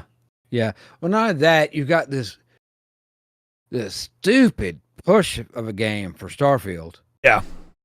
And I just, I'll wait because there's some stuff on here I don't know what it is, and I think there may be some. I don't know how much what you're going to talk about. Yeah, not really. It wasn't leaks for me. It was like the live commercial. Yeah. The live action trailer for me kind of got me. Yeah. Which it looked cool. The live action trailer looked cool. Yeah. That's not gameplay. That has nothing to do with the game. It's just a stupid push. Anyway. Also, I do want to mention for Immortals of Avium, part of the reason why it's struggling is because the minimum requirements on PC are so high. They recommend a Ryzen 3700 minimum. Okay. Which is like, yeah, most people can't play that, right? Yeah, it was a bad time to release it. Needed to have some lower graphical options and make it more playable for people, and yeah, it's no surprise that it's massively negative on Steam because so many people had to return it because they couldn't play it. Yeah, but there, it seems to be when we get a jump in hardware, Moore's law. It's going to be hardware or software every 2 years. You jump, right? Moore's law. It seems like there comes along a game that does this. The biggest one in my brain, I always forget about it. I can't ever remember the name of the stupid thing. Which I think you were like a robot or android. You had the black helmet with a line. It was like jungly and things. Crisis, that was it. Yeah. It came out. People were throwing a fit. Yeah. They couldn't run it. Didn't play it. A couple years later, the games seem to be doing good. The hardware caught up. More people got a little bit better hardware. There's always games that come along and do this. Now, I don't know how well Crisis held up. I don't know how well Immortals of Avium's going to hold up either. Right. I think Crisis 2 is well regarded now, and I'm not surprised, Waverly. That sounds about right. I think Crisis 2 is well regarded now. Yeah. I will never forgive what they did to us with Crisis 2. The original version of that game, Japanese version of that game, when you get maximum armor, goes maximum armor with like a really high pitched voice. That's like really high octane, really having a good time, you know. And then when we got it over here, it was like, oh, not for the Americans. They need maximum armor. Right. Like, there's no energy in that. No, but it can run Skyrim. Yeah. So, let's talk about Warframe. All right. And it's one good thing and one bad thing. Okay. That's like a Dalek, yeah. So, Warframe is adding cross-saving. So no matter what platform you play it on, you can continue playing your save, right? Which is great because it's on mobile, it's coming to mobile. It's on Steam, it's on console.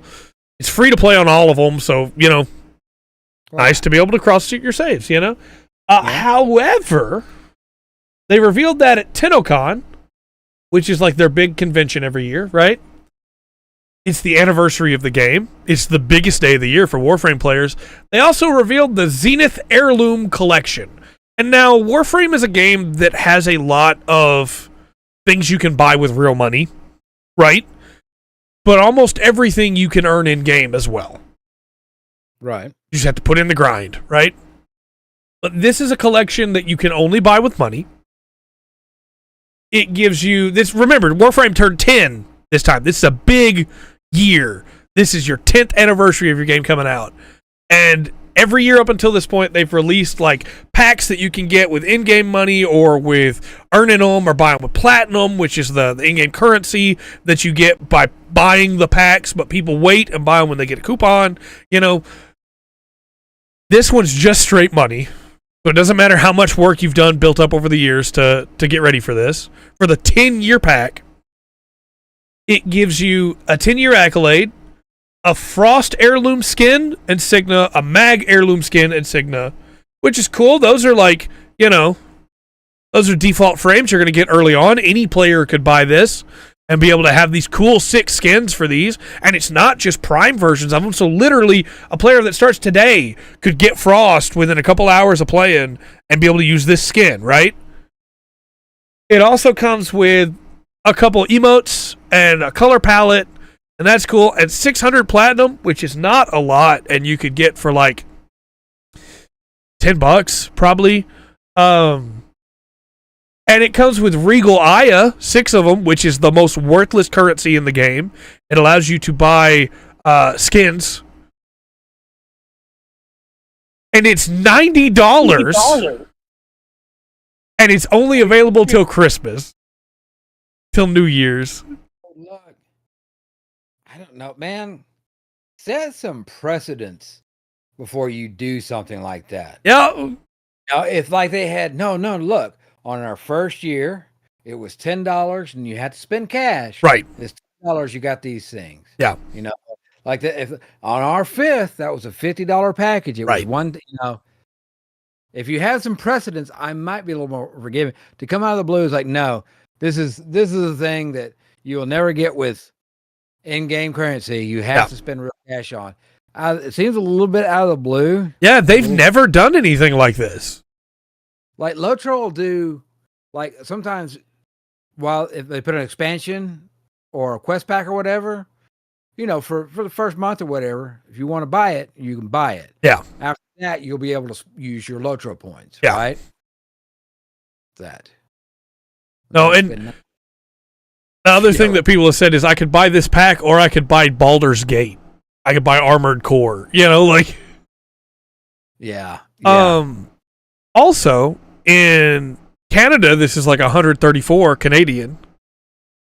And in Australia, it's 215 Australian. Gosh. So, like, they've never done anything like this. I'm kind of flabbergasted that they did. And it's FOMO because it goes away at the end of the year. Yeah. It's skins that you're going to see people running around with that you can't get unless you spend $90. And skins up until this point have been like, you can get a skin pack with the Warframe, with weapons, skins for all the weapons, $30. And then you skip the grind, right? But you can earn all that stuff in-game normally. Yeah. This doesn't even come with the Warframes. It's just like, you can buy this, start playing, and not even be able to use it because you don't have Frost or Mag. Yeah. This is a bad precedent they are setting, and I don't like it. Fair enough. Ugh. We'll wait for the ad to end, and then we'll get into our big thing. Ad should be just about over for people, according to what I'm seeing. But it's really frustrating because, again, they've never done it before. It doesn't even come with the Warframes, and they've never done one of these that's like, hey, it's going to end at this time. It's always been, hey, Prime Access is open. You can buy this Prime Warframe, or you can grind it out in the game. It's going to go into rotation where you can keep grinding it out later, you know? Yeah. Ugh. Yeah. It's really dumb. So, let's get into... And really, Christmas? Yeah. You think you're top of the Christmas list? Right. Let's talk about Starfield. All right. What we got? I have 3 different Starfield-related stories for you. All right. And they're all weird. Let's start with... Let's not start with the leaks. Let's start with review code.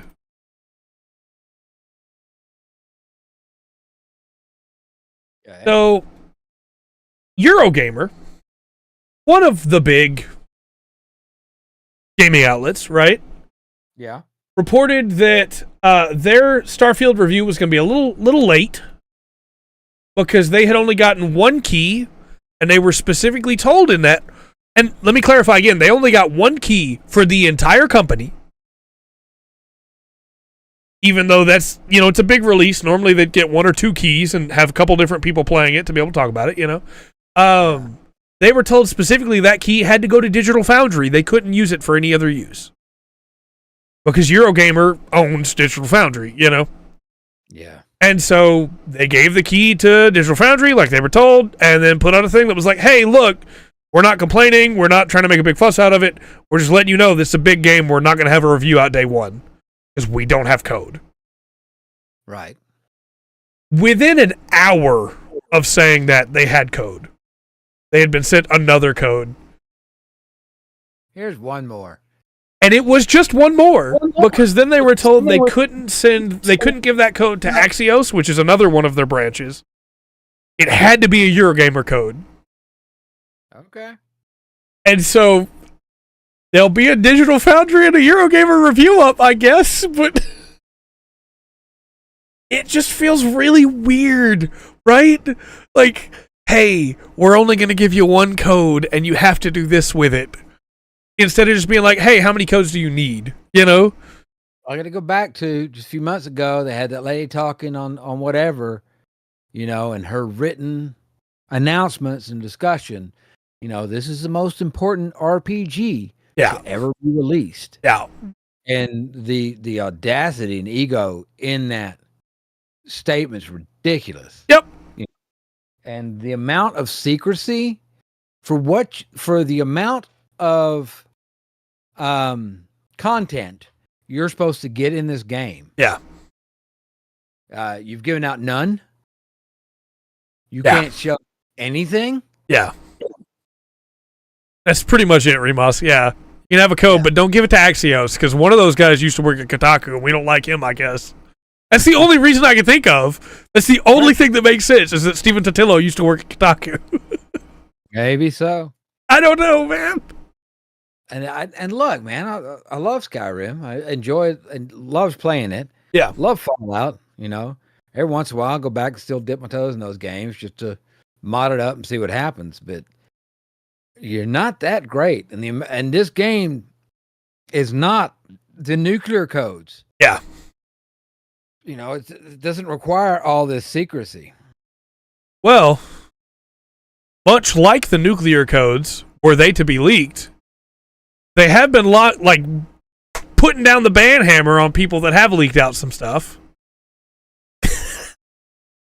You know what? That's fair. Because Starfield has had some leaks. Yes. Are they leaks or are they leaks? Now this time, sure leaks, but I bet there's a few leaks. This time it's actually leaks, and we'll get into that with our next story. Because somebody was really dumb, but not Pinkerton levels, thankfully. But no, the leaks have revealed, as said, you cannot land on gas giants, which that makes perfect sense to me. I don't understand why people are mad about that. There's no land to be had. However, what it did reveal is that there are boundaries on the maps. And so instead of, hey, you can explore the whole planet, what's actually going on is you have 4 to 5 locations on each planet, and you can't walk between them. You have to go back to your ship to go to the other one. Yep. Which is exactly what we called. Yeah. Planet my butt. Yeah. You're not going to need it for the planet. Yeah. So just again, to all the people that are very angry at me in the comment section telling me that Starfield is goaty. No. Just keep that in mind. I had somebody telling me that Starfield was going to be every bit of the game that Armored Core, Baldur's Gate, and Final Fantasy 16 are, because they could just be those characters in that game, and they could go anywhere and do anything. No, you can't. And you can't either. I didn't even respond. Yes. On level wise, you wouldn't like Skyrim if all you could do was go to the towns. Yeah, that's exactly right. It's a very boring game. Both those games shine when you just get lost out in the wilderness. No. I think those people are delusional. Yes. They are. It's the console wars that never ended, right? This is my big game, so it has to be everything. It's the golden goose. Look, I'm not even saying it's going to be a bad game, but it's not all of that. Well, some people also get the idea in their head that, you can love something and you can still point out the flaws with it. Absolutely. You know, it can be done. But so far, Bethesda has not responded to any of this. And instead are just striking down every video that goes up. As you would imagine. Now, the console wars have moved to software and studios. Yeah, pretty much. However, that may be all the information we have about in-game, but there's a little bit more information we have about out-of-game has come from this, which is the Starfield leaker has been caught. Okay. And I'm going to tell you a little story. This is not Rundgren's Corner yet. I'm going to tell you a little story of a man made some really bad decisions. I'm not going to give his name here because this is not a witch hunt and he's in enough trouble as it is. You can find it easily if you want to look. But this man who started posting footage of Starfield to prove that he had it, then went on to sell copies of Starfield that he had in bulk. Then if you went to his online store, you could see that he had in bulk other things that would come from a major department store in bulk, like lotion and tissues and toilet paper and soda. And it was all pallets. He sold pallets of it. Now, from there, people were able to figure out that this meant that he worked in a warehouse. He's a receiver. Yeah. Mm-hmm. And so he got caught. Not before he'd sold 2 full pallets of Starfield, so expect more leaks to pop up. But either way, he got caught, and he's now facing 12 years in prison.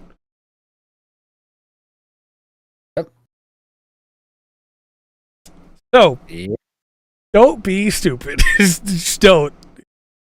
Or if you're going to do something stupid, be smart about it. Yeah. The worst part is, do you want to know how they figured out at first where his merch store was? Because he didn't link it.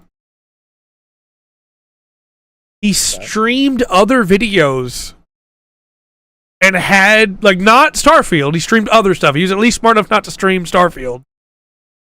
But he had his gamer tag in the description, and he had his merch store in the description. So, yeah, that's a Class D felony.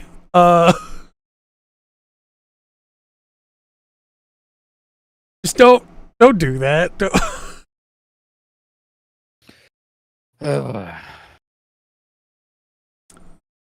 So, they're desperately hunting down all those copies.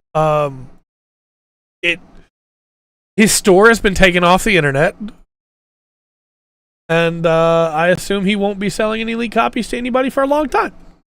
Why not?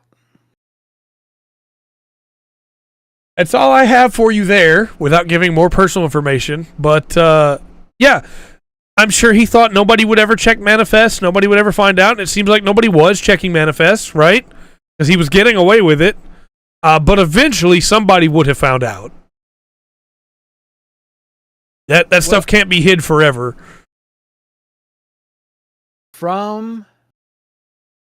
Because of the nature of the crime, right? We wanted to bet that they had him tagged. Yeah. That worked out some deal with him and made a purchase or some kind to have concrete evidence. Yeah. I'm sure. What a dummy, man. Yep. Why would you put that online? What is it too? Like, it's back to back. Last week was the Magic Thieves that had his own card game on his shirt. Like,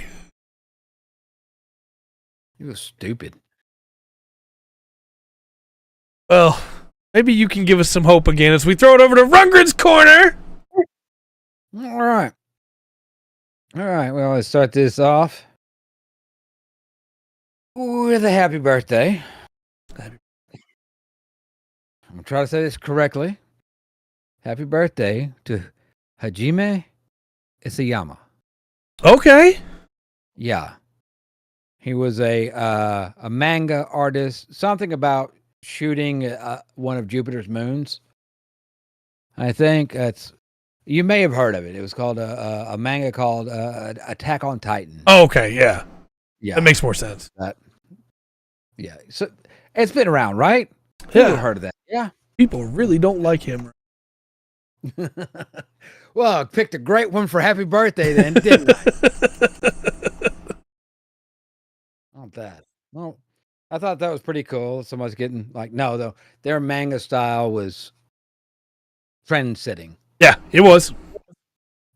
So that was, I don't know. Well, happy birthday to him anyway. I hope what you did wasn't too bad. If it is, then, you know, hear that the writer. No. Did not hear that. I like that series a lot too. Good work. No. Good work. Was it finished? I don't think so. Double check. Yeah, check that out real quick. I'm kind of curious now. Is this an unfinished manga? No, it wasn't. Okay. Oh, okay. It's a really fun idea. It's this guy that does everything perfectly. He's the coolest person ever. Anything that would make him look cool happens, no matter what people are trying to do. And it always ends like whatever happens. Don't you know? Haven't you heard? Depending on Yeah. Sakamoto. Yeah. Don't you know? On that. On that. Well, I don't know. I wonder if it's one of those things that's going to be like, yes, it just ends here. I bet it does. We're not going to touch anything. Or if they try to seal it off, like give one more story. I bet it just ends where it's at, to be honest. Okay. Interesting. There's quite a few examples through artistic history of that. So, all right. So I got a story. Why are you not? There you are.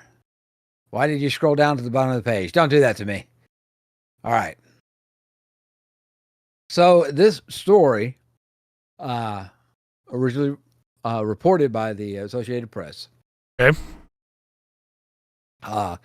Is out of Canberra,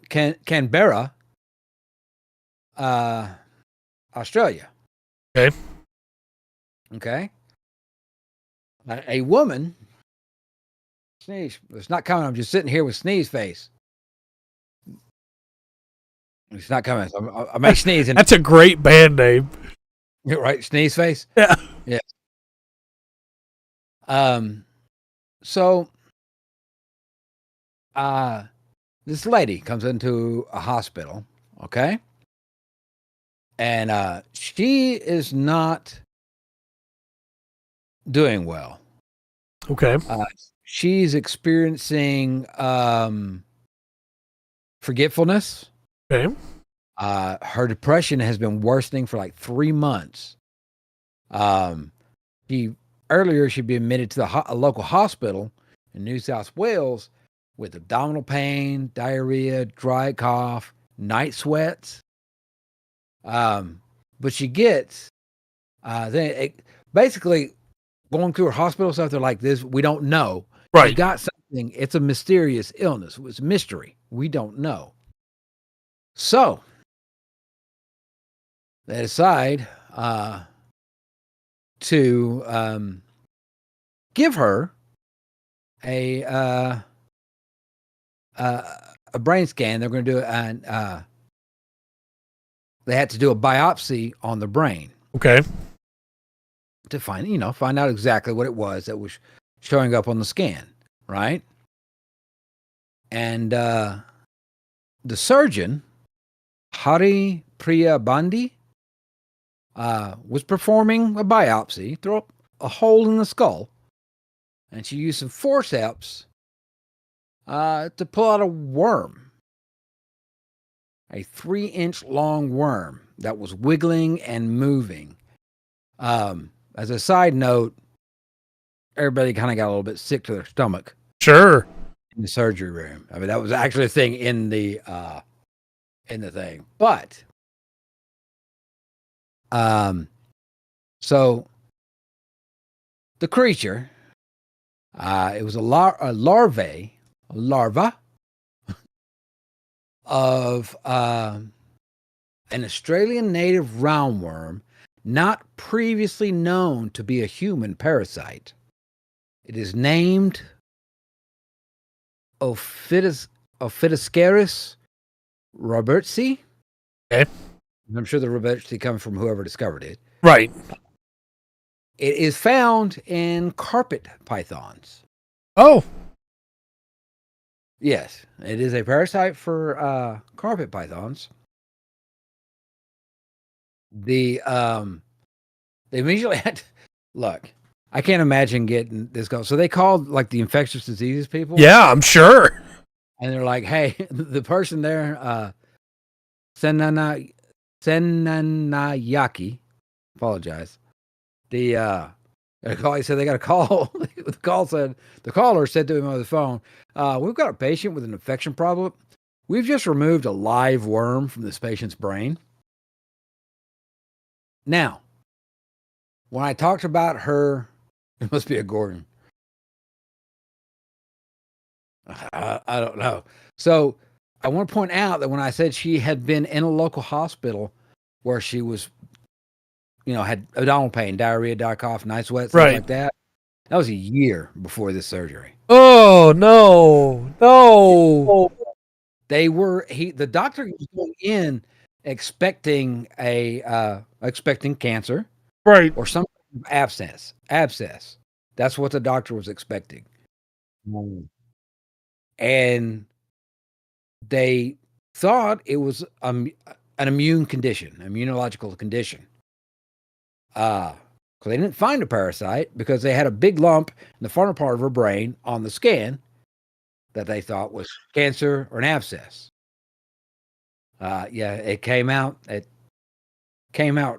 Wriggling. The patient, after she regained consciousness, doesn't seem to have any negative consequences to having this thing removed. It sounds like I don't think it ate any part of it. I think it was in there moving around. I don't know how it survived. It must have had, maybe it was just blood it was taking. I don't know. I would never be able to leave the hospital. Anytime I felt bad about anything or anything even remotely hurt. In fact, you know what? At that point, just put me down. Just put me down, man. Now look, the patient was just grateful that they had an answer for her. Yeah, I'm sure. That's why I pointed out the year before. She's been dealing with this for a long time. I said up to the surgery, her depression got really, really bad. Yeah. Well, it was about 6 months after the worm was removed. Her neuropsychiatric symptoms have improved. There's still some persistence there, right? Okay. She's they've got her. She's at home. They've got her with. They still have her on anti-parasitic drugs of a type. Yeah, I'd be taking those the rest of my life. And they are. I think she's still monitored at this point. Yeah, because this hasn't happened anymore. Right. Now the worm eggs are commonly shed in snake droppings, which contaminate grass eaten by small animals. Life cycle continues as the snakes eat, and going through that. Now the lady, she lives beside a carpet python habitat. Oh, and she would go over there to forage for native vegetation called warrigal greens and cook them. Now she had no direct contact with the snakes, but they think somehow the eggs got in her system. Yeah. Had one make it to her brain. But she is depression worm upon you. No. I wouldn't ask that upon my worst enemy. No. That is rough. But as far as the update goes, she's still dealing with a few issues. Yeah. From that, they didn't go into detail of what she had. Maybe she's still a little bit forgetful. Maybe she does have some depression she may still be dealing with, but she's okay. Can our caster in the Pathfinder 2e campaign learn how to cast that spell, Depression Worm? I don't even know how I would do for that. It's like, yeah, you wait, buddy. 1 year from now, I'll do that. I feel like knowing our caster, she would cast that spell on someone too. The guy that got the call, the Sanjaya Senaniyaki, the infectious guy, he's actually got a book out. Yeah. He's got a case. And I think this case is going to be in the latest edition of the Journal of Emerging Infectious Diseases. Yeah, sounds like some captivating reading. I'm right there with you, Remas. I'd move for sure. Yeah. I don't know. That is like horrifying. For a year, they can't tell you, hey, look, yes, you have symptoms. Nothing's working. We don't know what's wrong with you. Yeah. Oh, it's this. That's okay. I'll do that. That's a story I had for you. Okay. There's a little bit of happy ending and a realistic ending. She is, she's doing well. She's dealing with some stuff. Yeah. But she's at home and doing well. Okay, then. Let's move on to your assignment, then. All right. We have a special vote tonight, chat. And we got to start this with a special vote. Because it was brought to my attention that people really want to see Rundgren play more Bendy. Yeah. And so what we're going to do is we're going to do a special vote tonight where either Rundgren will play Bendy or he will play something else we voted on. We're going to use the San Diego chicken to represent the other thing. Because I still have it on my OBS. So, excellent. The vote is up on Twitch now. You can vote between Bendy or regular voting. And if you're on YouTube, it's 1 or 2. If regular voting wins, then we'll do the regular vote. If not, then the Bendy. Bendy. So you're voting for either Bendy or the San Diego chicken. I feel like Bendy's going to go on quite a bit more. I don't know how close we are yet. Like some games you get that feeling, Yeah. Yeah, there's not much left. Right. But yeah. And then they surprise you with a whole new story chapter. Right. Yeah, that has happened. That was me with Dragon Quest. Dragon Quest 12 or 11, sorry. Echoes of an Elusive Age has 3 false endings. Well, then there's the other opposite of that, right? Where it's like he's going to Bendigo. Where it's just the opposite. Where it's like, wait, no, that's it? Yeah, it's over? Here? I want more. I like how you say 1 or 2 probably when there's only 2 options. In fact, I would move that to 1 or 2 most likely. Yes. I guarantee it. Well, there's about 20 seconds left or so in the vote. So I will remind you at this point that Thursday we'll be talking about Turkish mythology. Yes. And then, that makes more sense. That's true. Not voting is an option. Yeah. And then Friday we're going to be doing some more Armored Core. 1 or 2 probable. All right. All right. So the votes are in. It's almost a landslide. There was only 1 vote against.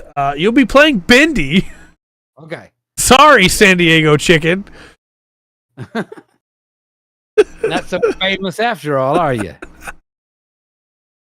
So let's move into the outro. Do you have any plugs, good sir?